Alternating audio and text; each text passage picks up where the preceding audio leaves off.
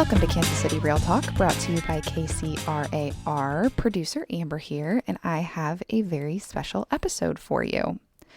So, a few weeks ago, on August 21st, WCR hosted a very cool Board of Mayors event. That event was here in the KCRAR classroom, for which KCRAR was a sponsor. So we do have access to that recorded panel. It ended up being very informative, so I wanted to share a little bit of that with you. I will say some of it wouldn't have lended itself to an audio only platform. So this is condensed down, edited to what I thought would make a good podcast episode. But if you want to hear the whole thing or see the whole thing, you can find it on our YouTube channel. That is youtube.com/KC Regional Realtors. So you can watch the whole thing there. Each of these 4 mayors give a presentation about the progress in their cities and what's going on. And that happens before a Q&A portion.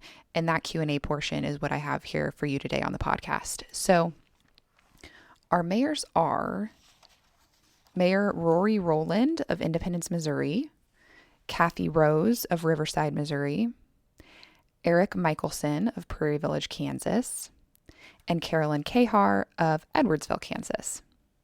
You're going to hear a little bit more biographical information about them in this recording from the actual session. And then we will jump into some Q&A that focuses a lot on affordable housing. I think that was just on the minds of, it's on the minds of many of us. And that's what the questions primarily focused on, which is why I thought that this would be particularly relevant for a podcast episode. But again, you can find the full panel event on video on our YouTube channel, youtube.com/KC Regional Realtors. And I will put the direct link in the episode description. So let's jump on in to the Q&A from the Board of Mayors event.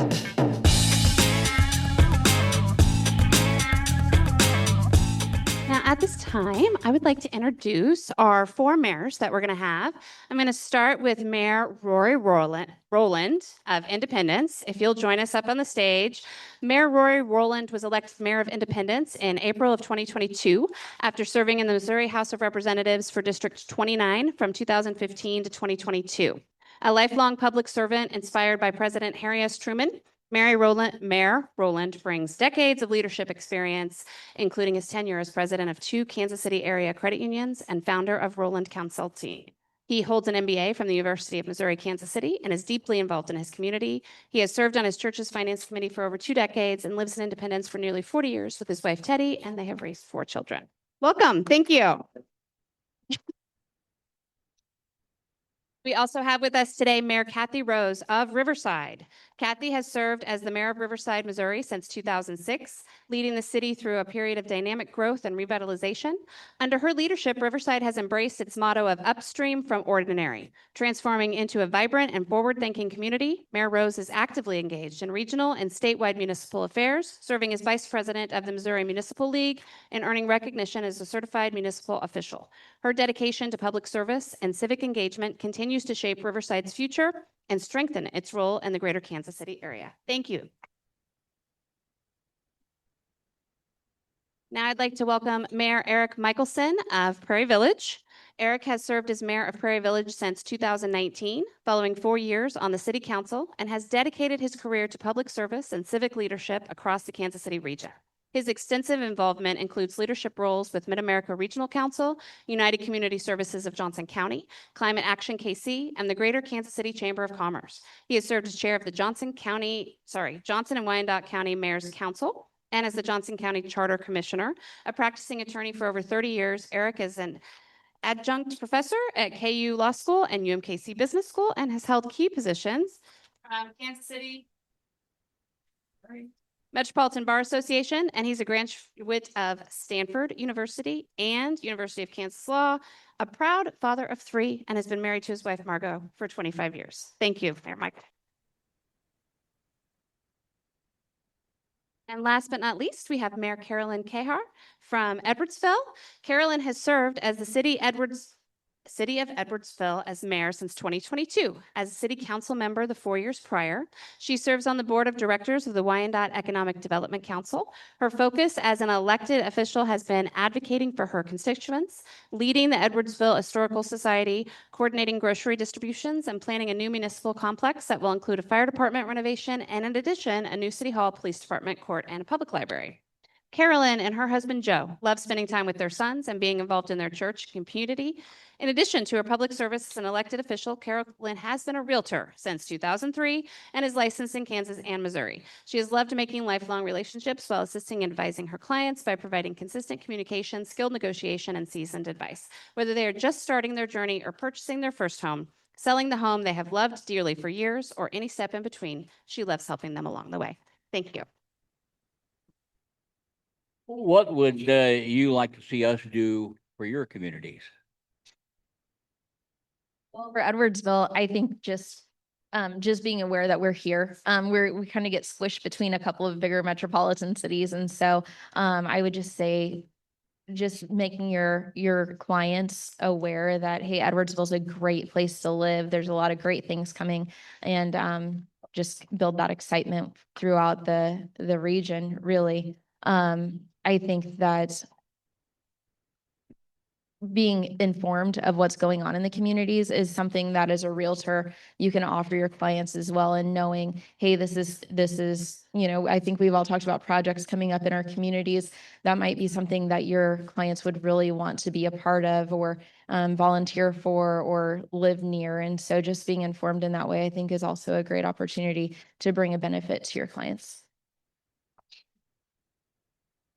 So I already probably have Mayor Rowland's answer, but I'll open it up to the other three mayors.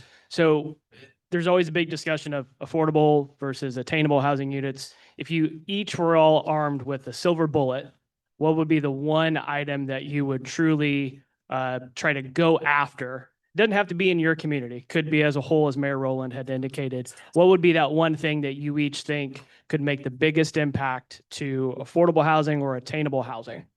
Start with Mayor.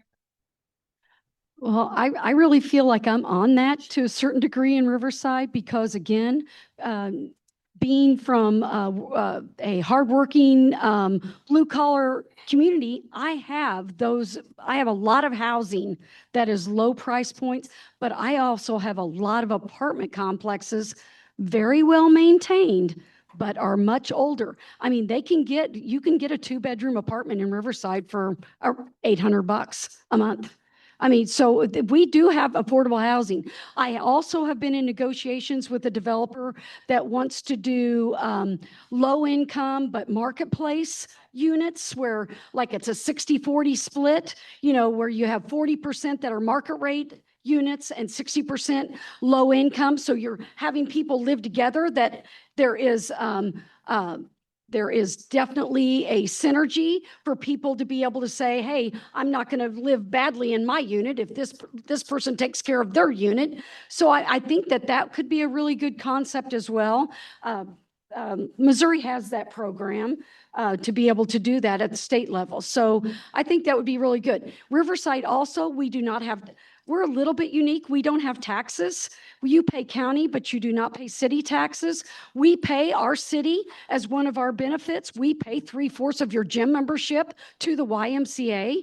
So we subsidize it 3/4. You got it. I have been all over these issues trying to address the low income people that I have in my community, because you know what? You have got to have that diversity to make things really good in your community. People need to have that. And I just think that it's really wonderful that I've got Park Hill school districts. We got big diverse. I've got 17 languages. I mean, we got a lot going on in that little community. So yeah, I think each community has its own version of this, and it's very unique. In Prairie Village, we're landlocked with exceptionally high land values, and there's nowhere to expand. We have had, and we have been, all cities have seen this, but you look at a heat map, we are ground zero for the tear down rebuild trend, where the $300,000 homes, and we have several thousand of those. Like I said, we've always had workforce housing in Prairie Village. but we're losing it very rapidly. With all respect and admiration for our neighbor Mission Hills, we're on a trend to become, more of a Mission Hills community with watching those types of homes disappear. So we proposed some potential things for what we could do in Prairie Village, and we implemented some of those. We gave commercial zones by right to add mixed use residential to their developments. As I mentioned, we also reduced property taxes for the lowest income earners. We eliminated city property taxes. We talked about doing some things in the R1, which is about 90%, the single family homes, but again, ran into some very vocal opposition from even talking about this issue. They tried to shut it down, and they successfully did for the time being. But again, this issue is exacerbated every year. I don't need to tell you, home values, especially in Prairie Village, perhaps in these other cities as well, are outpacing wages dramatically every year. So at some point, this implodes on a city. You can't hire the cops. We're already seeing this in recruiting challenges. You can't hire the teachers. You can't hire the nurses. And that affects your quality of life at some point. So this is going to happen. It's a question of when or where, when we start looking at alternatives to, as the mayor of Independence mentioned, just the traditional approach to this. In the meantime, we're doing what we can. Thanks. A lot of you probably are similar to me in this in wanting people to be able to own property. That's one part of our American heritage, is being able to own property in the United States. And so while I really do see a need for the affordability of it, I can see some initiatives even in Wyandotte County where they're building homes that are more affordable for people to be able to purchase. And that way they're not stuck with a landlord raising their rent month after month, where they really have no control of that. One thing I've tried to work on, and I'd love to talk with some of the mayors up here about how they were able to eliminate city property tax. But one thing that I've seen at a municipal level is it's really difficult when the property taxes are going up year after year that are hooked to those appraisals. One thing I'd love to see, which isn't in city control, is the property tax not necessarily being hooked to an appraised value, since that's so volatile, but that affects your monthly payment. And then when the appraisal goes up, then your taxes go up, even though there's no more money in your bank account just because a number on a piece of paper went up.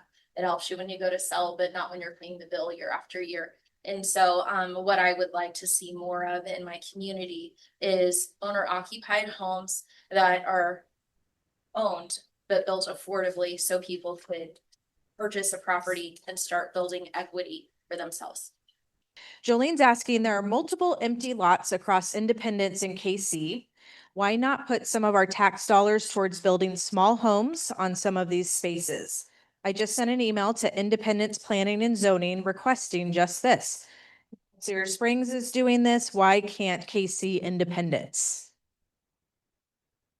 It's you're going to answer that. Is that correct? We are allowing that in some of the spaces, and actually Community Service League is partnering, and we are allowing that in some of the areas, because one of the areas we have opportunities for is the land trust. So we do have some developers who are saying, how do we do this to build more affordable houses in a much more effective and efficient way? So there are some plans on that. And if she would like to meet with me or have a phone call, or I can give you my cell phone number later, not on the old entire line here, but I'll give you my cell phone number, and I'd be happy to talk to you about that. And there are some really interesting ideas on how that's done. It's one of those things where in order to do it on a grand scale, you need a grand amount of money. And it's not something that the developers who are doing it, they're doing it really almost out of the kindness of their heart, rather than a way to make a lot of money. Because where the sweet spot is with developers and making money in housing are those $300,000 and $400,000 homes, not in a home that's $125,000, $150,000. You just don't have the money in there. So I've seen them do it. I've seen the paperwork they've done it. I've seen the math on it, it's hard to do. Independence is probably one of the most affordable places to live of these 4 cities that are here, but that also lends us to we have lower property values, all of that, but it lends us to having opportunity to have those kinds of things. So I love that idea, and I would love to see more of it. It's the challenge of, do we find people to do it? And then the city doesn't have the money to invest in it to do it from our perspective. But I love the idea. I love the question, and I agree with her ideas and her sentiments. Have any of you thought about maybe getting with somebody and developing a tiny home community? That would be some affordable living.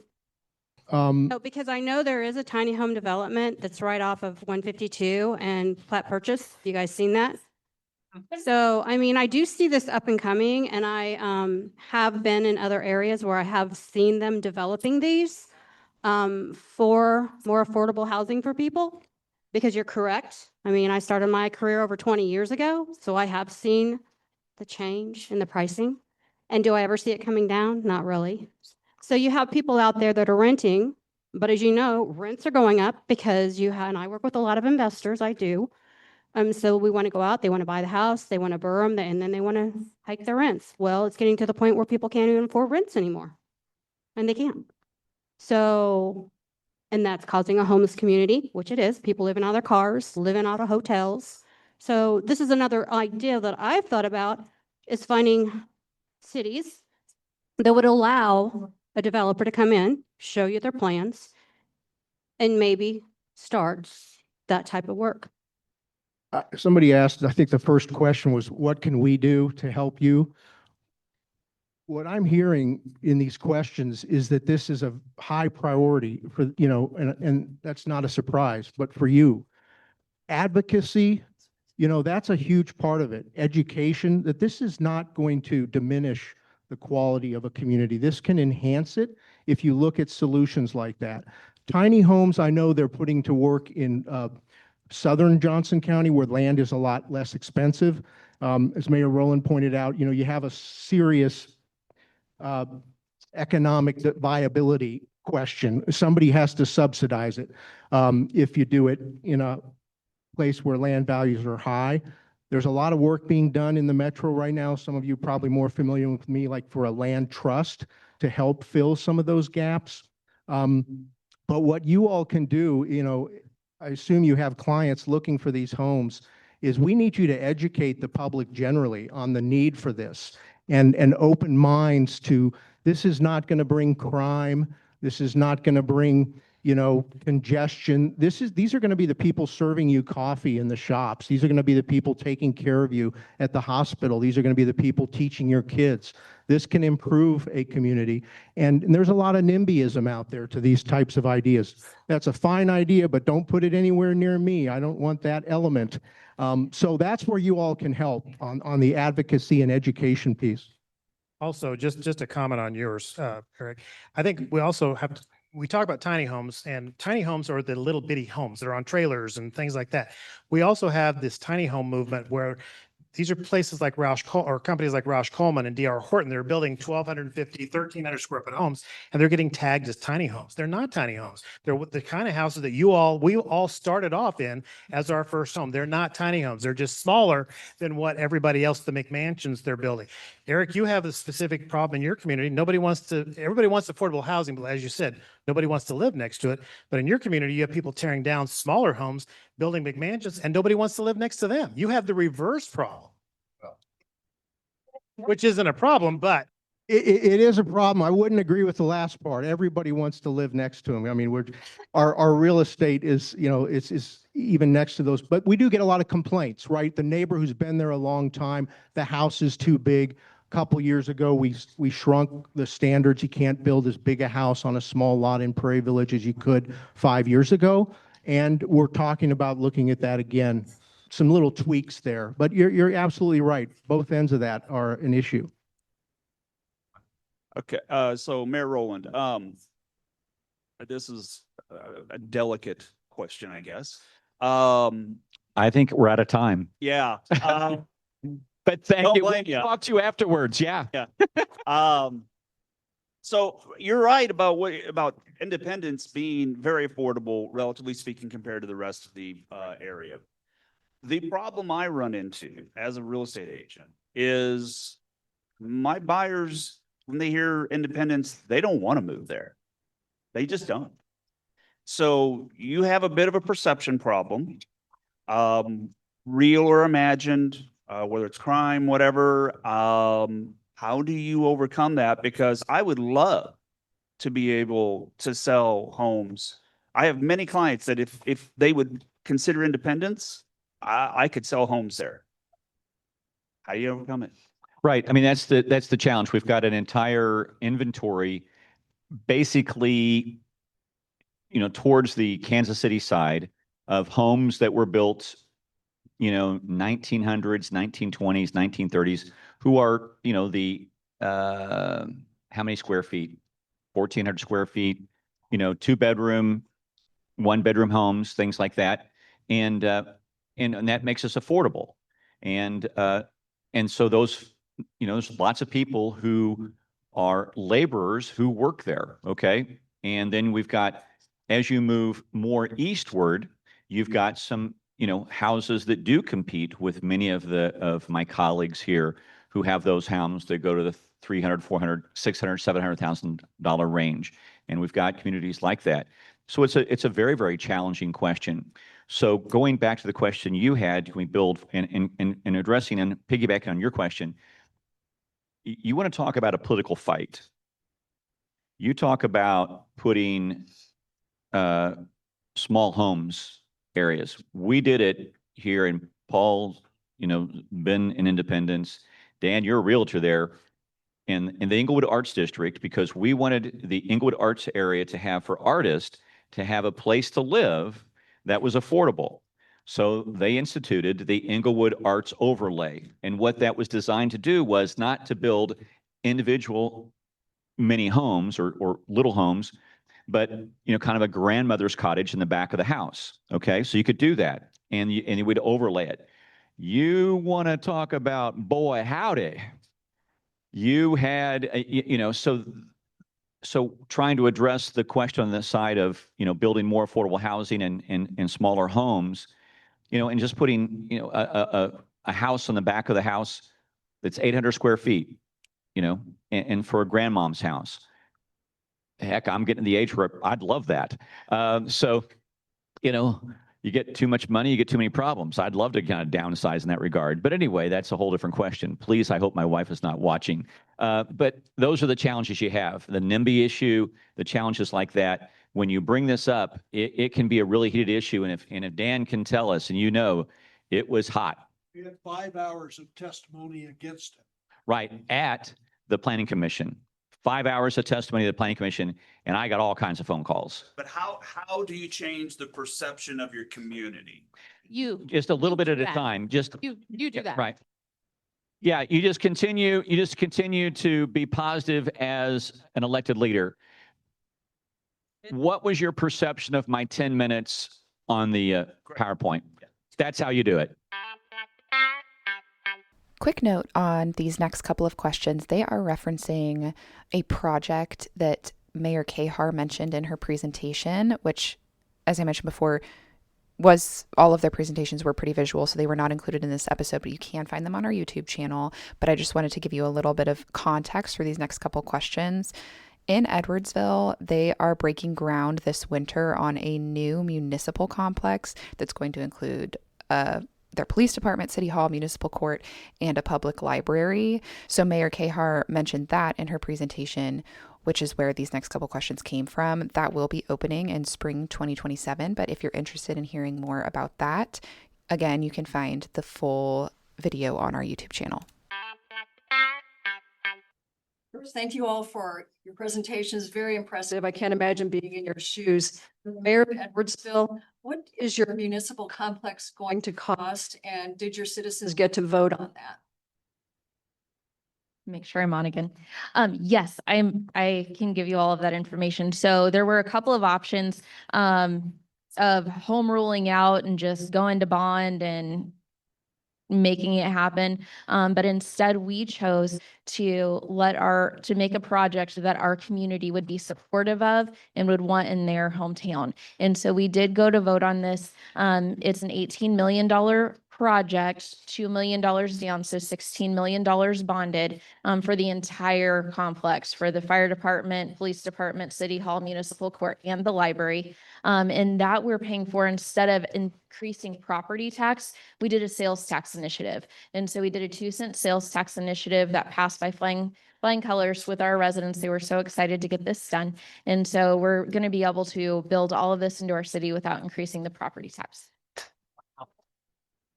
Can I just say that's an incredible accomplishment, because as mayors, to accomplish that is really hard. So well done. Well done. From on this side, that is an incredible accomplishment.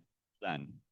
And Mayor Carolyn, my question is for you. You ran a very successful campaign, it sounds like, for your building. How did you get everyone on board with expanding government and public safety? Because those taxes are traditionally very hard to pass. Safety, polls is a #1 issue that citizens have.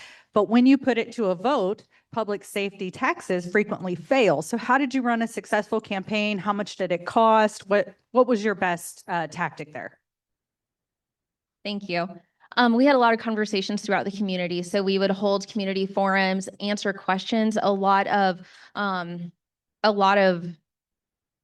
uncertainty comes when people kind of are left to make up the blanks, fill in the blanks on their own. And so we had a lot of interaction with our community. I was on social media just putting out information. But when you look at our existing facilities, and I didn't include pictures of those for a reason, because they're pretty rough. Our current city hall is in a repurposed strip mall. Our fire department is in a building that was built for a volunteer fire department, not a full-time fire department. And so when they're driving by our community every day, they'll know we need to do better. We want to build a community that people want to live in, that they want to invest in. And then when we get some of those retail businesses, that'll help supplement our property tax to help in those ways. We are really blessed in our community that they are very supportive of our first responders. And so they want to take care of them and make sure where they're spending a third of their life really is a good quality and safe and healthy environment. But a big piece of that win came from us showing that we're going to keep this overall price tag as low as possible. I know $18 million sounds like a lot, but in the grand scheme of things, when you're comparing it to other school bonds or different bonds that were out there, it seemed pretty affordable comparatively, but then also passing it through a sales tax instead of the property tax, I think helps people be able to feel comfortable that this is something that you're going to choose, and choosing whether to purchase or not and be a part of. The last piece of it that made it a win was the public facing piece. So in our community complex, the walking path, the splash pad, the public library, and the community rooms that we're including in this, they could see a benefit to them personally as well.